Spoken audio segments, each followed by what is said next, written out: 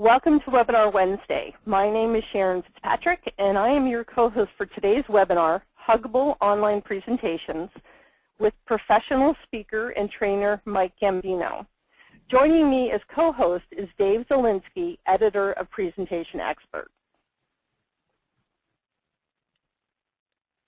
We want to make sure that you know how to be interactive for today's webinar. It's really important. We want you to ask questions, and we tell you to send them via the question box, and there are a number of us that will help answer them.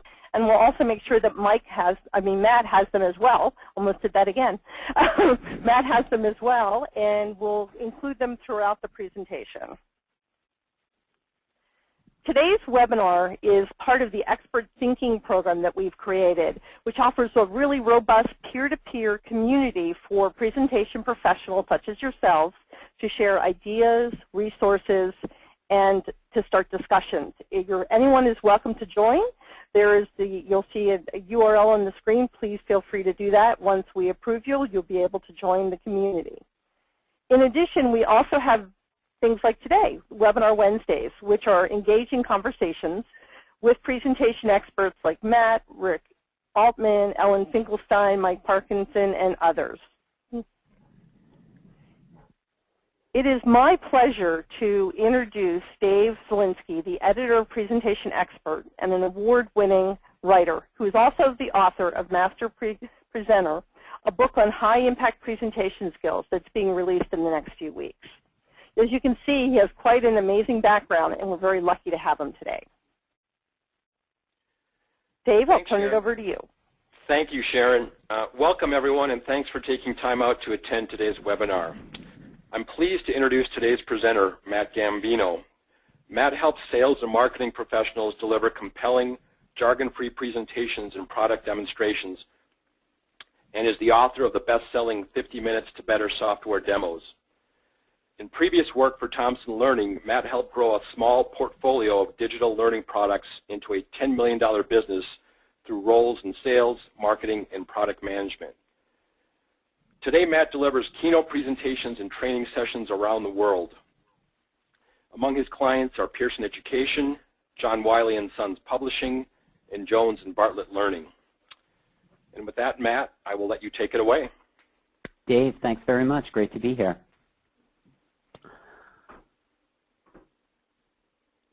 Sharon, are we looking at your screen or my screen? You should be looking at your great. screen. All right, excellent. So I am going to hope that everyone now can see a picture of a young child with a megaphone. And if you can, why don't you just type in megaphone under questions, please. Megaphone. Okay, we are there. We are going to go then. All right, great. Well, thank you very much for taking the time to spend with us today. Again, my name is Matt Gambino. Greetings from the East Coast. I'm based here in the greater Boston area. The screen you're looking at now is a little tweet screen and a hashtag, Presentation Expert. So if you care to follow us on Twitter, I encourage you to do so and use the hashtag Presentation Expert. And we will keep this conversation going, not only in this webinar in the chat box, which a bunch of you have already demonstrated that you know how to use, but Twitter as well. So please feel free to follow the conversation on Twitter at hashtag Presentation Expert. All right. So here's what we're going to talk about today: differentiation. And that means a lot of things in the context of a webinar, especially in terms of keeping that webinar engaging and actionable. I'm going to make an admission to everyone, let's see, 260 folks who are in this webinar right now.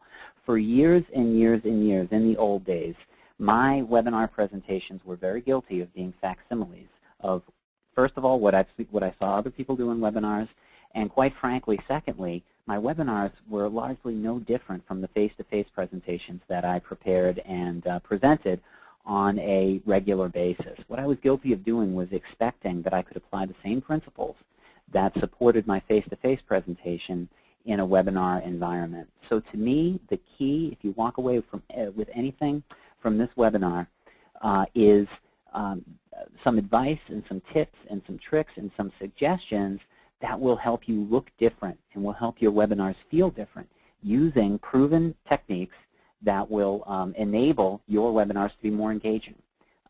If you were an early participant in this webinar, we were challenging folks to talk about what their biggest webinar challenge was in one word, and engaging by far was the most popular. How do I keep people interested? How do I keep people engaged? So that's a theme that we're going to be coming back to over and over in this presentation. So let's talk about the presentation itself. I'm going to divide it into 3 chapters, 3 units, 3 parts. If you forget all of those parts, I am going to hope and I'm going to pray that you do recall one thing and one thing only, and that is to start your webinars at the end. Start your webinars at the end. And what do I mean by that? Let me explain what I mean by asking you folks a question, okay? So by typing in the question bar or the chat box, can anyone identify this lovely lady that you're seeing on the screen right now? Who is this? Julia Child. Polly, I think, wins the speed award for that one. Exactly. Julia Child. All right, so I'm going to make an admission. I am 42 years old, but I'm a spry 42. I grew up in the 70s. Like I said, I live in the Boston area. I am from the Boston area originally.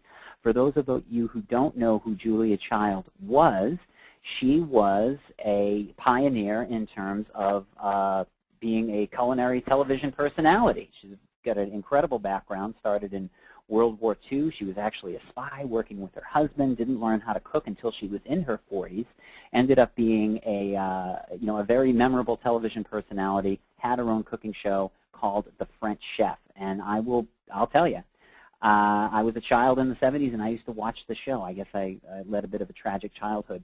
What I remember about that show was a couple of things. First of all, everything seemed to be brown, sepia-toned. It was kind of a depressing sort of production value that it had. But, there's something that I never forgot about that show, never forgot about Julia Child. Half-hour show for the first 20 seconds, before you saw her name on the screen, before you saw the opening credits roll, before you heard the music for the French Chef, she would show you the finished dish that she was going to prepare that day. She would show you the beef bourguignon, or she would show you that lard-encrusted roast, or she would show you that beautiful omelet or that beautiful souffle. And my theory was that that stuff looked so good, so delicious, that you had to stick around for the next 29.5 minutes to see how easy it was to do it. So starting at the end, starting her presentation at the end, to me, was critically important to her success. And you can still see that done today by the television personalities that you see that do cooking shows and other sorts of how-to shows.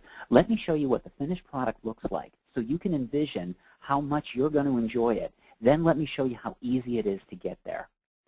So we talked a lot about engagement before the webinar started today. How do I keep this thing engaging? How do I keep people's attention? Well, my first piece of advice to you is going to be my most important piece of advice, and that is to build vision at the very beginning by showing the finished product. Don't hold it back. Demonstrate what the value is that you're going to bring right at the beginning, and then show how easy it is to realize that value. So I hope that makes sense to you folks. Unfortunately, the more and more presentations that I see, the more and more it becomes evident to me that most of us start here. We want to show how to chop up all the vegetables and how to organize all the ingredients. We want to show the history of our company, the history of ourselves, all of the boring detail. And I'll tell you why we do that. Because as human beings, as people, this stuff excites us so much that we just want to build up and build up and build up and build up and build up and then present that solution at the end.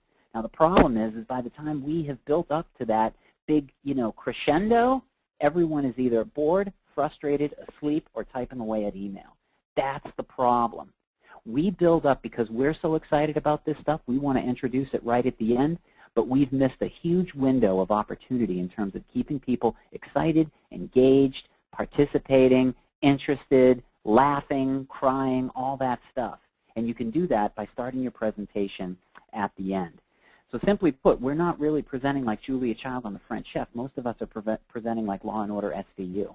Remember that show? So it was like a procedural, hour-long show, and you didn't get that exciting twist until minute 58. Well, in a presentation, especially in a virtual presentation or an on-demand webinar, that is the death knell. And it's not only me that's saying this. Matt, so if you folks can are I interject at this point? Yeah, please. Your use of imagery is really fantastic and very cool.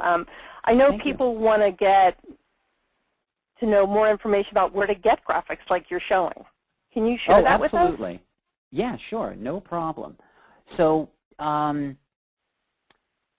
there's a ton of resources that I'll use to get the imagery that I end up using in webinars, but the most popular one is going to be iStock Photo. So if you've got a piece of paper and a pen, I would urge you to write this down. I is in the letter I, iStockphoto.com. This has literally hundreds of thousands, if not at this point millions, of royalty-free, professionally photographed images that you can download and use at a very nominal price. It typically ranges from like $1 to $3 an image, and once you've got it, you've got it. You can use it ad nauseum in a ton of your presentations. So thank you for that question.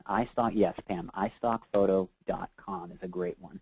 Getty Images is another one, but it's a little bit more expensive, so I'm going to recommend iStock. Okay, so I was talking about getting that. I was talking about starting the presentation at the end. And so I think I saw that there have been a ton of questions already, but someone said, how did he demonstrate starting at the end at the beginning? Well, I gave you the most important piece of advice right up front. That's it. So if you want to walk away from this presentation right now, believe me, I am not going to be offended. There's 295 people here. I'm hoping that we'll get even more, and I'm hoping that the 295 will stay. But what I've done, and from my opinion, from having done these things thousands of times, is giving you the most critical piece of advice right at the beginning. Start at the end. And I'm going to spend some time showing you how that's done. But before I do that, I want to provide a little bit of scientific evidence on what I say is true, at least in terms of the importance of audience engagement and how audience engagement works. So this happy-looking guy, believe it or not, is a molecular biologist who specializes in the study of the human brain. His name is John Medina, and he wrote an excellent book called Brain Rules. I noticed before the webinar actually got officially started, we have some instructional designers in the audience. We have some educators, former educators in the audience. If you are at all responsible for giving presentations, for teaching people in the classroom, in the boardroom, in the corporate boardroom, I am going to recommend, I'm going to urge you to run out or download this book. It's called Brain Rules. Brain Rules. It's an excellent book by a man named John Medina. Now, this guy's going to tell you that you don't have 11 minutes, you don't have 9.5 minutes, you don't have 15 minutes, you don't have 20 minutes to mess around and try to get attention. You have got exactly 10 minutes. The first 10 minutes of your presentation is when your audience's engagement and attention is at its absolute peak. 10 minutes. And it is scientifically proven. He's done the studies to prove it, that that is your window. In the first 10 minutes, your audience's attention span is way up there. Let's call it 100%. Minute 11, it takes an absolute nosedive. But a big part of the work that I do and the work that John has underscored in his book and countless of other authors and experts on this sort of thing will tell you that you don't go by your window and then lose your audience. You have the opportunity to keep them up at that sort of peak level after 10 minutes if you play your cards right, all right? Now, how do you play those cards right? I'm going to spend some time talking about that, but I'm going to give you a term that I've coined. Well, it's actually a term that's been coined by the United States Highway Department, but I've adopted it for presentation skills in a webinar environment. I'm going to suggest that you use what I would call rumble strips to keep and garner attention after that 10-minute period. For those of you who don't know, what's a rumble strip? What's a rumble strip? Well, I'm not going to ask people to explain it on chat unless they'd like to. I'll be as pithy as possible, but if you've ever driven on the highway, and I'm sure most of you have, you probably recall that on the side of the highway there's typically a section of pavement that's grooved. It's like grooved pavement. And when your tires go over that grooved pavement, it really sort of rumbles the car. Those are put there intentionally to guard against you falling asleep and getting too close to the edge and driving off of a cliff. I want you to remember that, and I want you to use virtual rumble strips in your webinars and insert a rumble strip every 10 minutes. Because if you don't, you're at risk of your audience's attention falling off the cliff. So you can insert rumble strips, different types of rumble strips, but try to space them out every 10 minutes to keep the keep your audience's attention as high as it can possibly be. Now, I've attempted to use one already.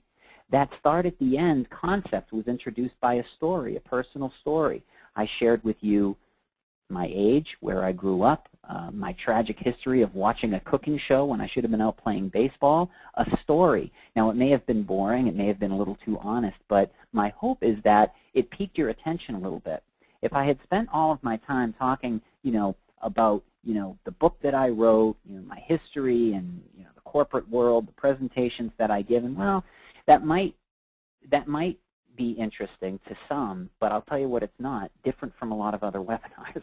So a great rumble strip that you can start with is a story. Tell people a story. Get a little bit personal. People love it. They respond very well to stories, and studies show that giving conceptual information in a story type of format will really keep people's not only engagement, but you'll also help them retain the information that you're giving them, so that they won't forget it. I hear a story about someone, kind of peeking in my window through my bedroom, and I'm like deathly afraid of that person. Well, that's a story, and there's a lot of action in that story. How does it turn out? Well, that's something that you're going to remember besides,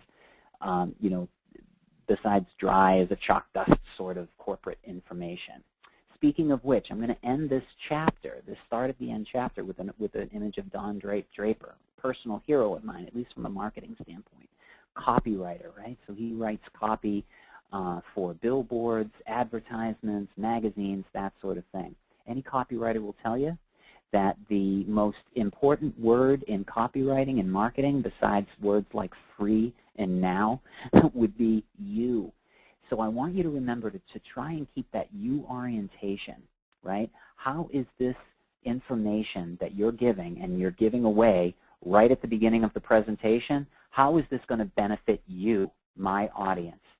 Remember, I could have spent 5-10 minutes talking about myself, because I'm comfortable with myself and my own history and what I've done and what I'd like to do to try to convince you that I know what I'm talking about. But that's not necessarily going to benefit you. What I was more interested in doing right away was to give you the most important piece of advice in this presentation, because I knew that that would hold advantage for you. So if you can always keep that you orientation, I guarantee that your webinars are going to be more effective, perhaps than they have ever been. Okay? All right. Secondly, Chapter 2. I'm going to ask you to be honest with yourself. I'm going to ask you to be honest with yourself. Have you built a presentation recently that has meant to be presented to a virtual audience, that has been a webinar, but has it been basically culled from a face-to-face presentation that you've given? Now, if I were, yep, someone just said yep, and they didn't even say yes. They just said yep. Thank you very much, Laura or Lori. I can't see the end of your name there in my window. Okay, well, that does not make you different from hundreds of thousands of other people who give webinars out there. I put my presentation together, I slap some slides together, it might be a great face-to-face presentation, then I load up that deck on GoToMeeting or WebEx, and I expect those same principles to work in a webinar environment. I've found that that is not necessarily going to work as well. I always think of Woody Allen in this movie that's about 30 years old now, called, anyone know what movie this is from? I've got a quarter for you, or a bag of Skittles, if anyone can. Zelig. Thank you very much, Ed. Zelig, exactly. Hilarious movie, one of my favorite Woody Allen movies. This is a mockumentary about a guy who actually physically inherits the characteristics of other people that he's around. So if he's, if he's in a group of, insurance agents, he's going to turn into an insurance agent. If he's in a group of Native Americans at a parade, he's going to actually turn into a Native American. If he's working amongst a bunch of opera singers who, are, sort of very robust, he's going to turn into a robust opera singer like you see right here. So I'm going to suggest that you consider adapting your presentation to a virtual audience's environment, not necessarily what works in a face-to-face environment. Let me just give you a couple of examples of what I mean by that. All right. So a couple of months ago, I gave a presentation to some healthcare providers, and the question that was given to me is like, what do you think should go on the opening slide in a webinar? What do you think should go in that opening slide? And, I thought back to a lot of substandard presentations, webinars that I had given in the past. And so, my answer was to do something like this, okay? Think of a good movie billboard or a movie advertisement, right? Think of a picture that is going to really grab attention and may even be somewhat controversial with a cool headline under it.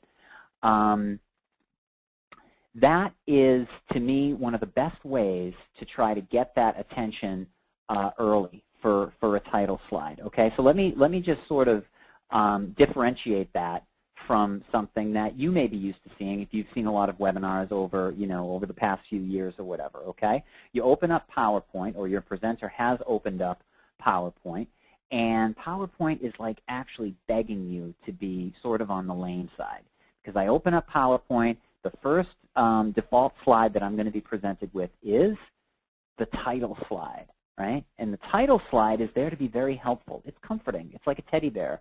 It has this little box right in the middle, and it wants you to insert a title. So you put in your title, Shaun of the Dead. Then there's another little helpful box under the big box, and that's called subtitle. Well, that's great. Maybe I should put a subtitle in here.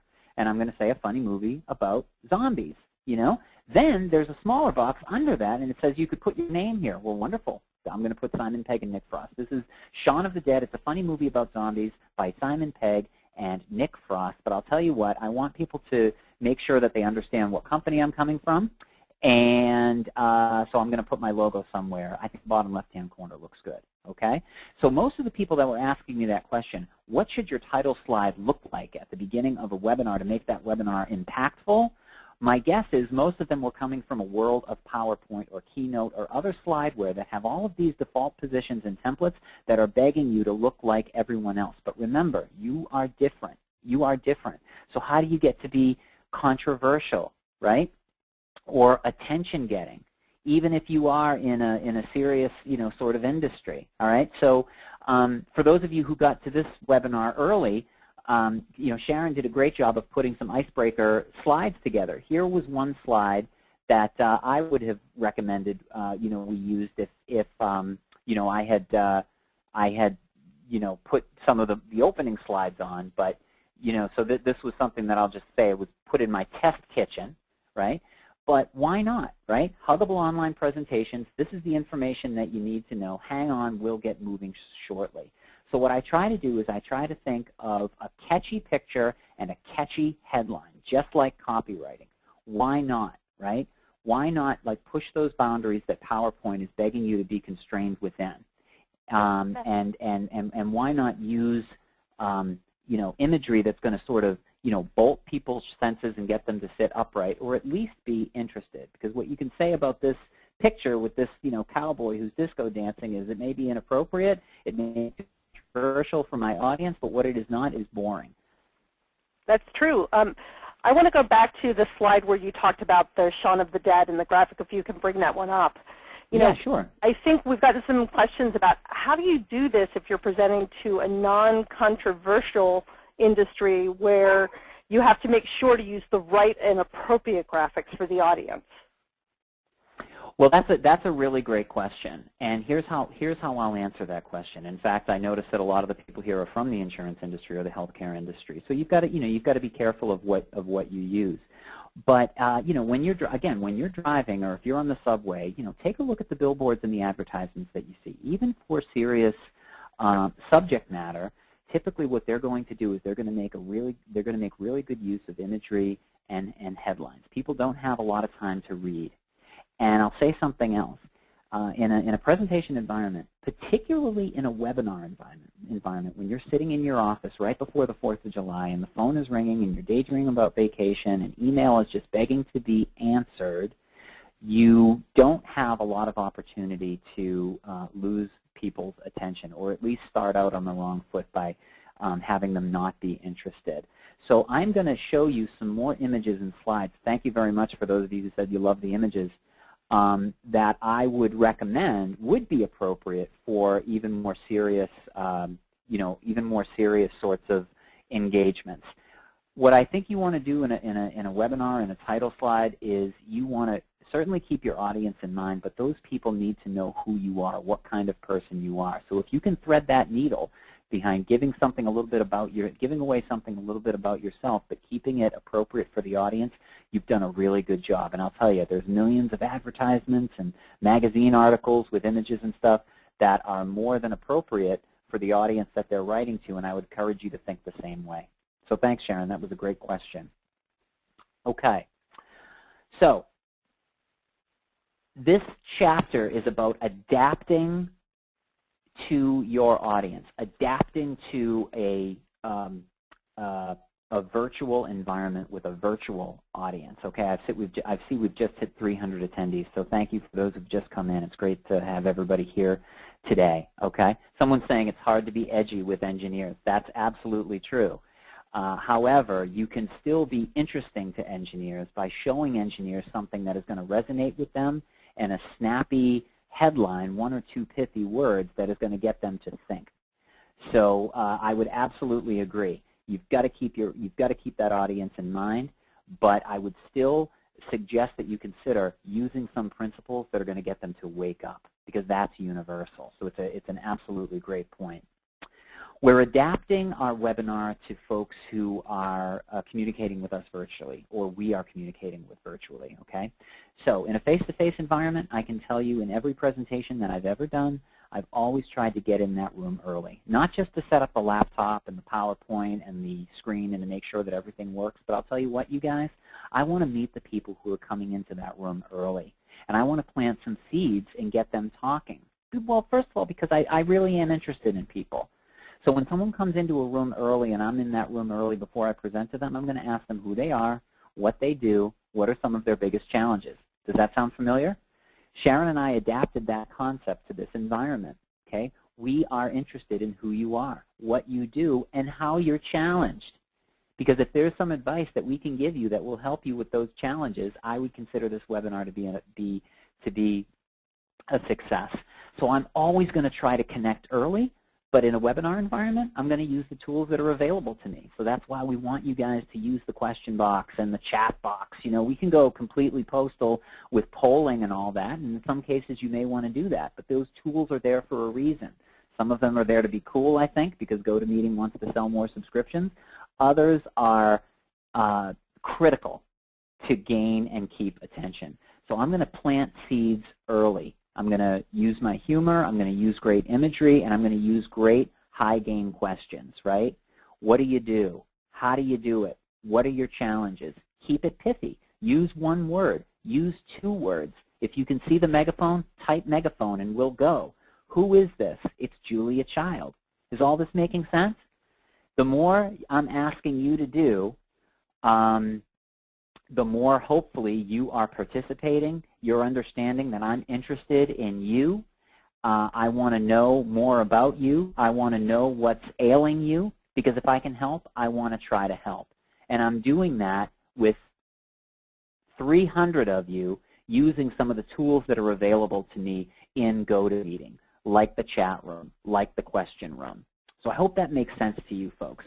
You can adapt some of the principles that do work on ground in a webinar environment, and this stuff is built for that. Okay, so Sammy, I think, needs a rumble strip. Let me give you another one. Have you ever given a face-to-face presentation and limited yourself to standing in front of the PowerPoint screen and just speaking to the slides? Has anyone done that recently in a presentation? Yes, yes, all the time, yes. Okay, so let me give you a hint for a face-to-face presentation, then let's adapt it to a webinar presentation. If you're presenting in the corporate boardroom and you have the use of a whiteboard, I'm going to suggest that you use it, all right? Use it. Use the whiteboard. Sketch out what you mean. Use a picture that's easy to get across, that people are going to remember. All of that stuff helps retention, right? So if I need to map out a quick chart that sort of underscores a concept that I'm giving verbally, people are going to wake up if I grab a marker, go over the whiteboard, and start writing on the whiteboard. They are, and they're going to stick with it. The other nice thing about writing on a whiteboard and sketching out what concept you're trying to get across is that everyone's going to pick up their pen, and they're going to write that stuff down too. right? Because we all have that in our DNA from middle school and high school and college. We want to take notes. We don't want to forget things. So if I draw something out that is simple and easy to comprehend, chances are people are going to take some notes and they're going to write down the same thing. Now, I can do that with the whiteboard and GoToMeeting presentation as well.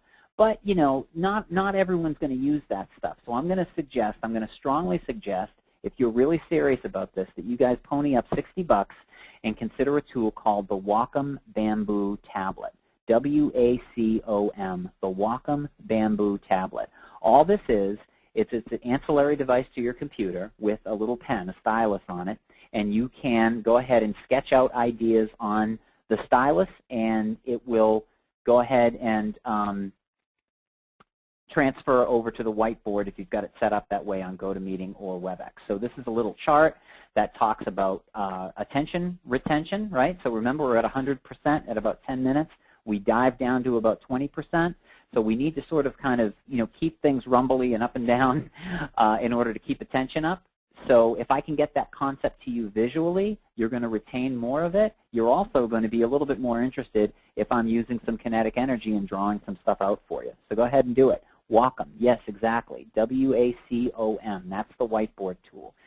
Pronounced like Wacom, like I'm walking somewhere. W-A-C-O-M. It's the Wacom Bamboo Tablet. It's about $60. Grab it at Staples or Office Max or online.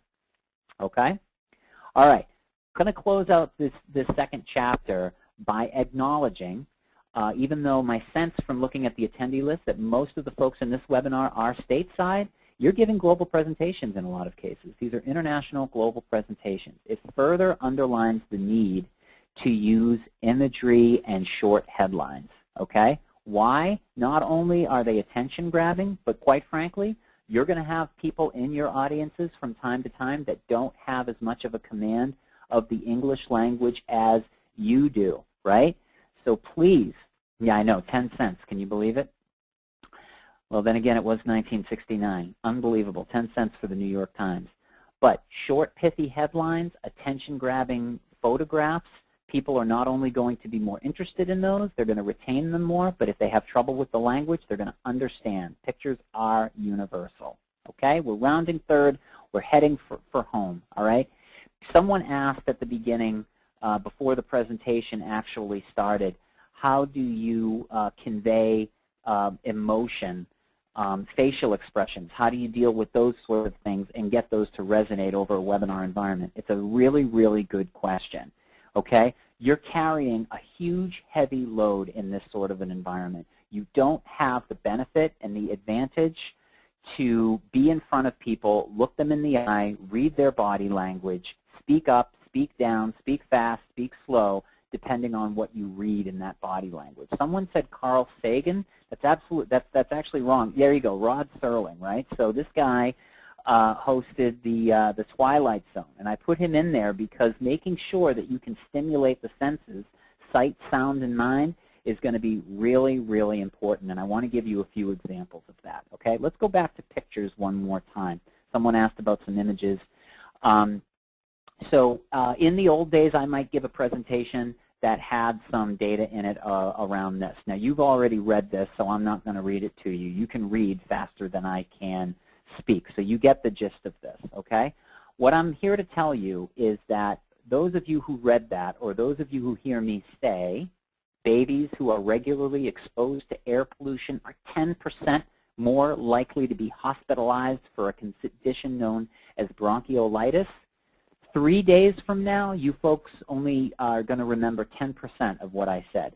You're only retaining 10% of the information that I say to you or that you read. But let me show you something in a word that's really cool. If I take that data, shorten it, and augment it with an attention-grabbing photograph, your retention is going to go up. And it's going to go up dramatically. 3 days later, you will retain 65% of the information. Just by my augmenting the data with a picture, you are going to retain more than 6 times the amount of information that I gave you. So someone asked at the beginning of the webinar during the icebreaker is how do I get this stuff to sustain, to be sustainable so that people apply it to their work? Well, the first challenge is to get them to remember it. Certainly they have to believe it, but if they don't remember it, it's not going to make any difference. So that is a statistic worth repeating. If I put words on a screen and read them to you, you're going to get only 10% of it 3 days later. If I put a picture that is going to do something with your emotion and explain it to you at the same time, you're going to retain 65% of it. Okay? Let me give you another example. I could be speaking to a bunch of folks in Australia about recycling, about their statistics, right? This is as dry as chalk dust. I am not going to read it to you, and some of you are already probably reading it. In a traditional webinar, I would put this in front of you. I would talk about the first bullet. I might read it word for word. I'd expand on it, and you guys would read the other stuff while I was expanding on the first thing. Mentally, you'd say, okay, I've got the 7 points. Thank you very much. I'm going to tune out and get on Outlook. Let me tell you, you're never going to prevent someone from getting on Outlook, but you can put your best forward to minimize that chance. Here's how you do it. This is a little bit better. So now I'm switching over. Again, subject is recycling, but I'm comparing the 5 boroughs in New York in terms of their recycling statistics. Am I going to use this in a webinar? Maybe, but probably not. This is something that I'm going to suggest you talk through and save as an attachment and give over the attachment on the webinar function or email afterward. This is what I would do. That's it. Now, I can give all the statistics about the 5 boroughs or everything that's happening in Australia, but what I want you to do is I want this picture and this headline to make impact. It's going to make impact. Then, hopefully, you are going to listen to me. And you're going to listen to me because I'm good at using stories, for example. I'm relating stuff to my own personal life. I'm, jarring maybe the senses a little bit with some other statistics that support this that may be frustrating or frightening even. Okay, someone said that is a great picture. Thank you very much. I'd love to say I took it myself, but I didn't. Again, that's off of iStock. Okay, more on the senses, and I apologize if I'm going quickly here, but I want to be respectful of your time. If you've noticed, I have made an attempt not to stay too long on any one slide. I'm going to try to cycle through every slide in about a minute or less. Sometimes it'll be a lot less. Sometimes it might be a little more. But I'm going to suggest that you consider cycling through your slides in about a minute on average. Keep people engaged by forcing them to look and say, this thing is going to change, and this stuff looks pretty interesting. I gotta look at it. Okay? Let me stop and take a quick breath before I go on. Sharon, I'm getting a ton of questions here, but I have to admit I'm having trouble keeping track of them. Keeping track of them. Anything that's coming up? Yeah, there's a lot of questions that have come up. So one of the questions is, how do you stay engaged when you're the presenter and you have no physical audience there to help you? Oh, that's a great one. Let me put a pin in that in about 30 seconds. It's a great segue. I actually have a slide coming up to talk about it. But that's a great question. Before I go there, let me just underline this point once more. The reason why I have 4 boxes here with different colors is that I am trying to keep the visual style of this presentation consistent, whether you realize it or not. But what I'm also trying to do, in addition to flicking the slides every minute or so, is to change those background colors so that you're not lulled into a sense of complacency, okay? Now, how else can I try to avoid the risk of the 300 some odd people here being lulled into a sense of complacency? Well, Sharon, you asked a really good question in terms of, how do you sort of, keep that sense of emotion and that physical sort of energy moving and not sort of, running out of gas, especially when you're sitting alone in a room trying to present to people that you can't see. So I'm going to ask you folks to do me a quick favor. all right? You're sitting at your desks or whatever. Close your eyes for a minute and imagine that you're listening to one of your favorite talk shows, your favorite broadcaster who hosts that talk show. Maybe it's on the radio, maybe it's on the television. So I'm thinking of a show called On Point on NPR. And the host there is, I think he's great. And I'm thinking of his voice. I'm listening to his voice. I'm thinking of the cadence of his voice. Now I want you to do, you have that voice in your mind. Imagine that person, Paul Harvey, that's a great one. Imagine that person at the dinner table asking for someone to pass the salt. Chances are they're going to be asking that question in a much, much different tone of voice. So you can see that this is intentional. These great broadcasters, they are hamming it up because they're behind a microphone. Chances are you can't see them, or if you can, they're living inside a box in a television. They have got to enunciate and really show their emotion. My wife is walking by outside my office right now. I've got French doors outside my office. She can see in. I'm using my hands. I'm smiling. I'm frowning at other times. I'm walking around the room and I'm pacing because it's very important to me to project my emotion, but to overemphasize it, to over-enunciate what I'm saying so that you are getting a sense of that emotion. I don't talk, I would hope I don't talk like this at dinner, but the point is that I am going to be me on steroids. It takes a little bit of practice and it takes a little bit of faith because you hear your own words doing this the first time, the first couple times, it's not going to sound authentic. But I guarantee your audience is going to believe it is authentic, right? You need to make up for that difference because you don't have the benefit of being able to be there physically to get that emotion out there. So just the fact that you are moving around, using your hands, getting into the mode, Sharon, is going to keep you in that state. Another quick example is Billy Joel. He's one of my favorite singers, and I remember 10, 15 years ago, someone asked him at a question and answer type thing, how do you come up with your ideas to write? And he said, well, I dress all in black, and I go to the East Village, and I order a latte, and I get into it, and it puts me in a state of mind to be creative, right? I'm here in my office with my headphones. They're cordless. I can walk around. I'm hitting the screens with the remote. I'm in the zone, right? I'm in the zone.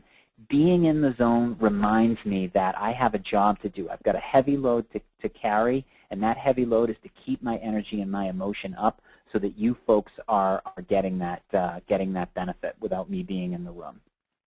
So I hope that answers that question. It's a great question. I think it definitely answers that question. We have a lot of questions, so I think the best thing to do is get through your presentation, and then we will ask the questions at the end. Sure, absolutely. Okay, let me talk a little bit about animation. So far, I've been very quiet with animation, and I'm going to continue to be quiet with animation. Giving a webinar is like Spider-Man. With great power comes great responsibility. However, I'm going to suggest that you consider using some responsible animation to get your point home in a webinar environment. Now, you don't want to go too haywire with this stuff because you're dealing with people with all sorts of different network connections. Challenges come with that, right? They're not going to have the benefit necessarily of hearing the sound effects that you might have, the cheesy sound effects that you might have as part of your presentation. So I'm not going to use that stuff. But what I am going to use is something that Apple has coined as the Ken Burns effect. Has anyone here seen a good Ken Burns documentary? You could just throw a yes or a no in there. Yes, thank you very much, Wendy. Yeah, they're all good. That's right. They're great. Okay, Ken Burns, he's got a challenge. You know, typically his documentaries are from a couple hundred years ago when we didn't have the benefit of video. But he's got great assets in terms of photographs and illustrations. And what you'll see when you watch a documentary from Ken Burns is he's not in front of the screen. Those pictures are in front of the screen.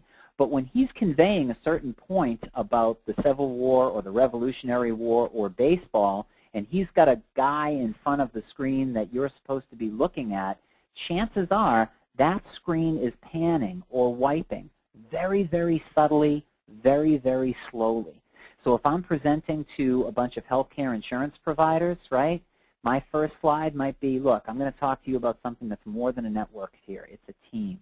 And what I wanted to do was to pan out slowly on this team. That was a 20-second build so that you got a sense of this team getting bigger and bigger by showing more people as the image pans out. It's a very subtle nuance, but it's effective. Let me give you another one, right? So let's say you are coming up with a technology presentation, or you are presenting a technology product, and that technology product you think appeals to left brain and right brain people. Well, you can talk about that product, you can talk about the advantages and the benefits around it, but when you use that figure of speech, this is a left brain and a right brain type of product, wipe that screen over, right, and use an image to support it. Of course, this is the late Steve Jobs and the now humanitarian Bill Gates, right? So again, you don't have to rely on that static image being very static. You can convey some emotion with the use of some very responsible builds. So Pam is asking, can I do it again? Let me just do this this one more time, okay? So more than a network, your team of healthcare specialists. And as I'm talking about, the, maybe the agenda, what I'm going to be talking about in the presentation, maybe it's a rumble strip of a personal story, or a fact, or a piece of information that I think is going to be compelling, I can have that start to pull out, and that team starts to look bigger as it pans out. You're welcome, Pam. Okay. Okay, and I'm going to end the this chapter, and in fact this presentation, with this fact, just to kind of underline the use of animation. If you watched the Academy Awards, not last year but the year before, there was a pretty interesting piece to the show performed by the folks from Cirque du Soleil. And Mary Elizabeth Williams from Salon wrote a pretty scathing review on it, and I remember thinking the same thing. It was pretty interesting. These guys were really animated or whatever, but I love movies and I love cinema, so the fact that they took like 10, 12 minutes of my time with Cirque du Soleil doing acrobatics just because they could do acrobatics wasn't really that compelling to me. So I would say the same thing in a webinar. Again, you've got great power. Just use it responsibly, right? So just because you can have bullets wipe in and appear with like typewriter sound effects or gunshot sound effects doesn't necessarily mean you should do it. Just because you can do it doesn't mean you should do it, okay? So let me just quickly once again recap. Start at the end. Hopefully I've beat that one to death. Give that vision right at the beginning, so that they get the big advantage and the benefit and can allow themselves to see themselves using your solution right at the beginning of your webinar. Fit the mold. Things that work in a face-to-face presentation do not necessarily work in front of a virtual audience, so just make sure that you are being zealot-like and appreciating where those folks are coming from, and fit your principles into that mold. And lastly, shock the senses. Hopefully I've been able to convey to you the importance of images, of motion, of color, and even sound through your own voice in order to keep people engaged and attentive in what you're talking about, okay? And with that, Sharon, you mentioned that there were a few questions coming up. I'd love to hear some of them, and we'll see what we can do about answering them. Terrific. There's a lot. We have a question from Brad Hayes. How do you maintain branding during a presentation? Although your images are great, they wouldn't remind the audience who you are or identify the company you're representing. That's a good question. That is a really good question, and here's how I'm going to answer that question. I'm going to answer that question in two ways. One, I would say, are you really afraid that during your presentation, after that presentation begins, people are going to forget who you are or where you're talking from before the end of the presentation? My guess is probably not. And the reason why I say that is you are there to convey information. Yes, you are with a company, But that imagery of the brand, I think, has a place at the beginning when you're introducing yourself or you're being introduced, and at the very end of the presentation, which you'll see my brand at the very end as well. Okay? So I want you to know who I am and what I do at the beginning, and then I want you to know a little bit about my company and my brand at the end. But what I'm really focused on in that meaty middle is information that I want you to retain and action that I want you to take. And I don't want you to be multitasking with logos and stuff that are at the bottom left-hand corner that may be detracting from the importance of the image that I'm showing you. The other way that I'll answer that is a presentation, especially a webinar, it's really about conveying stories and information in a meaningful way. That is not to say that you may not have marketing collateral and other information that expands on what you're saying that you can send to the audience before, during, or after the presentation. And that is an awesome time to maintain the brand imagery and the consistency of your brand by use of your logo and your company colors and things like that. So on top of that, Pam has put a couple of good comments and questions in the box where she said she works at UPS. Everybody else does. So does it matter to use the UPS brand when you're actually talking to people internally? Okay, so I don't want people to run after me with pitchforks and torches. So please don't go back to UPS and say that Matt Gambino said not to use the UPS template. If marketing, we're recording it. We can have them play it. We are recording, so I guess the gig is up. If you are obliged to use the UPS template, then you've got to use the UPS template. What I would do is, if you have to use the template that they use, I would work with your friends in marketing to apply some of the principles that I'm giving to get more mileage out of that template if you can. But here, so this is what I don't want you to tell people. So maybe Sharon, we can edit and scrub this and redact. I'm bribable. Yeah, okay, you're bribable. Okay, but here's what I would do. I'm going to tell you a quick story. Okay, so one of the companies that I used to work for was hell-bent on my using their template. We had a very, very important persuasive presentation that we had to give, okay? So these people were also very used to the presenter putting the slides together and then doing like a dress rehearsal so they could cut it up and say what was wrong with it. So I took another approach. Here's the approach I took. The words that I used were first and only. So I typed out my script, basically, the ideas, what I was going to say, okay, the figures of speech and the phraseology and everything, the words that I was going to use in the presentation. So my first rehearsal was to have everyone sit around the table, and I told them, I said, I want you to listen to what I'm saying so it makes, because I want to make sure it makes sense. So I didn't pollute the message with the slides. So I went through my sound bites, what I was going to say, and, you know, people made a few edits. You know, maybe you should add a little bit of information here. That's probably a little bit too detailed. That's great. I went through it again after the edits. They really, really liked it. Then I went and I did the Matt Gambino way of doing slides, okay? We'll call them Gambino slides. I did, you know, the principles that I use, and so I fortified my speech with a deck using a lot of the stuff that I've shared with you guys today. They absolutely loved it, and no one asked about the template. Now, that's not going to work all the time, but sometimes it's just the sequence with which you go through your dress rehearsal with your team.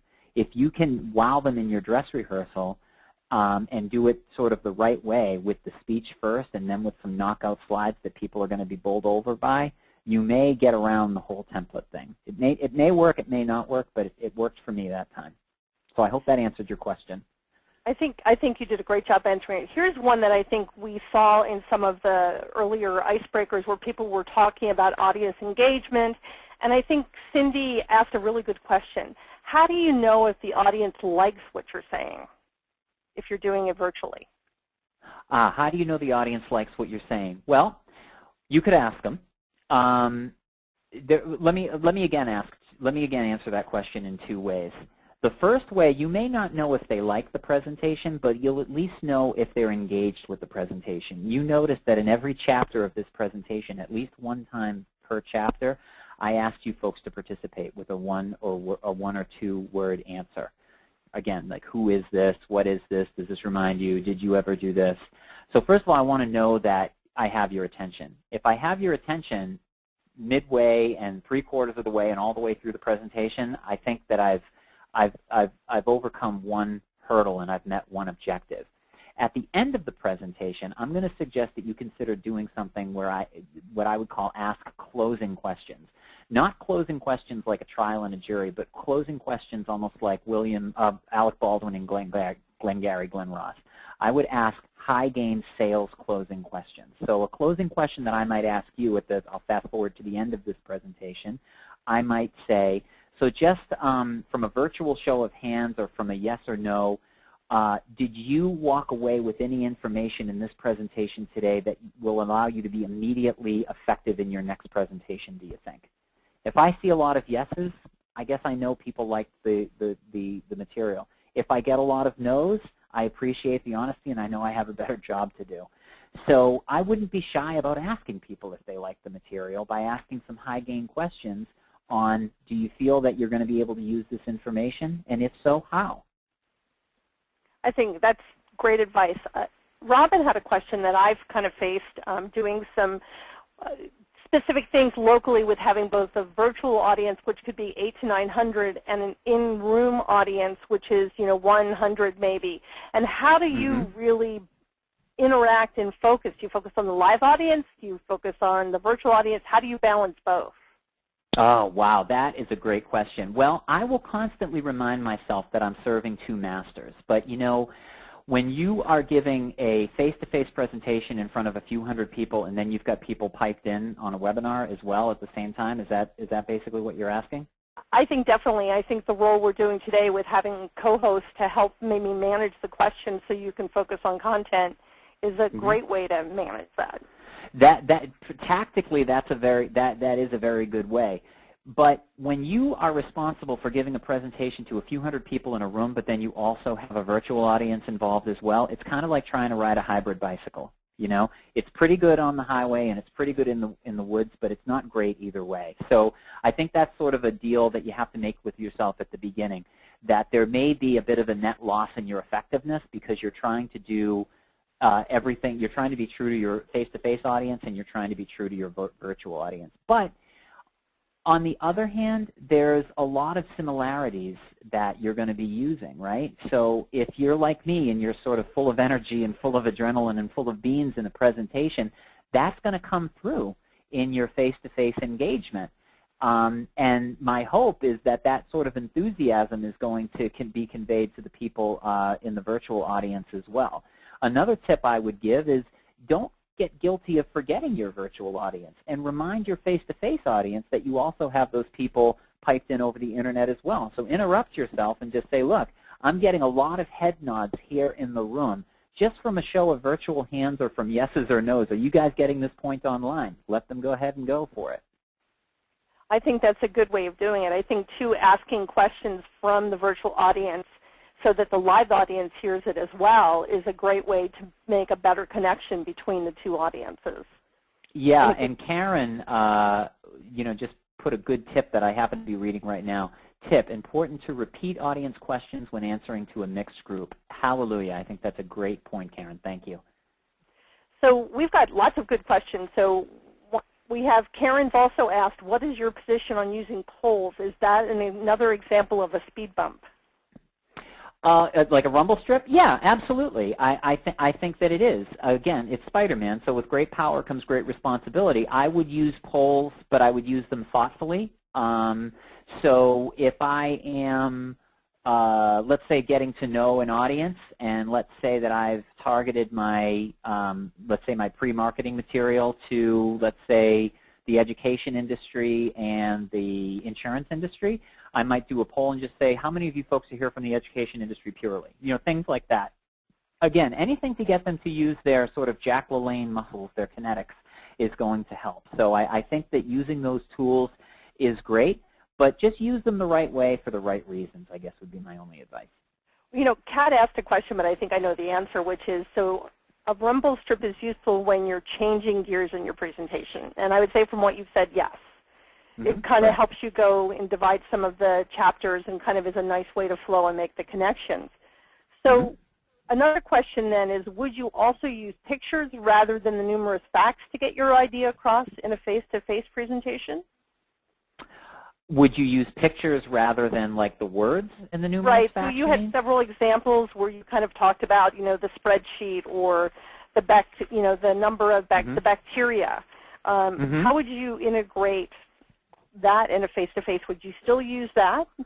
The pictures? I would. I would still. The rules of imagery are going to apply to a face-to-face audience. So I would definitely make the most use of compelling imagery. Here's the difference, though.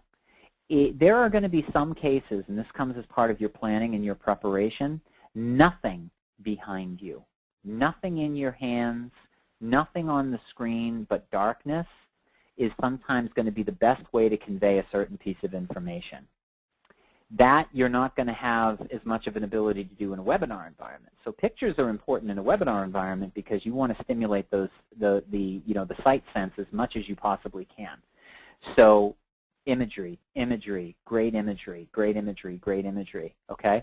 In a face-to-face environment, give PowerPoint a break sometimes. Use that as a rumble strip. If you've been batting 1,000 on your slides, this is really, really great, but then all of a sudden you get to a 10-minute mark and you've got to put a really important point together that's on a more serious note, hit the B key. Hit the B key on your keyboard, and that puts the button to black, and then, tell that story. Get them to look at no one but you. Something you can do in a face-to-face that may not work as well in a webinar, but that's a key difference. We have Trent's asking, what is your opinion on presentation software like PowerPoint versus Prezi, for example? Well, I think it's a good question. I think that all sorts of slideware has the ability to be supportive of some of the principles that I believe in and that I've conveyed to you guys. Obviously, I'm using PowerPoint right now. I think Prezi is very, very interesting. For those of you who don't know what Prezi is, it's a different form of slideware, but instead of individual slides that are compartmentalized, it actually uses the notion of motion and emphasis. So imagine working on a whiteboard that's infinitely huge, and you put your images and your words and your videos on that giant whiteboard, and then you just pan to the different images that you have on that whiteboard. So it's actually one giant slide, and then you're able to pan in and pan out and pan over to different things to use emphasis. It's not easy, and it's not for the faint of heart. I've seen some people use Prezi because it's quote-unquote cool, but they don't really use it right. So when I watch it sometimes, if it's not done by someone who really knows what they're doing, how to use that emphasis correctly, it can actually make you almost a little bit seasick, and it can be a little too distracting. But I've seen some great Prezi presentations out there on YouTube and other sites where they've done an excellent job of that motion. So I would say understand the principles of what you're trying to convey, and then use the slideware the most responsible way to support it. I think that's great advice. We have one more question that I want to try and get out is, somebody asked about how you get away with using copyrighted images like you see here. I know somewhere on iStock, and then there was another question about the one you did about the movie, and how did you get permission from Universal to use that? As a matter of fact, I did. So the picture of Julia Child I actually called, look, there's some stuff out there that you want to use sort of at your own risk. I have my own company. I have my own business, and I need to protect myself. So I have called Public Broadcasting in Boston, PBS, and have permission to use that image of Julia Child. There are other images of actors and stuff on movies that I get from Getty Images that I have to pay a lot of money for to be able to use. But if that's not your particular brand of vodka, you can achieve the same sort of effect with a $1 high-res image on iStock as on something that's copyrighted. Terrific. I want to thank you. This was wonderful. We've got nothing but fabulous comments. People can't wait to share the recording. Mine is the UPS, of course. And we'll just, it's been well, really speaking terrific. of I'm sorry, Sharon, but speaking of the UPS question and the branding question, as you're wrapping up here, this is my brand. This is what I hopefully want you to remember as you leave, that sort of photo negative on your brain. I help people make presentations that win business. That's what I do. That's my mission statement. You can learn more about me online. And so please feel free to follow, and let's keep the conversation going. Terrific. I want to thank everyone for coming. I think this has been a terrific webinar.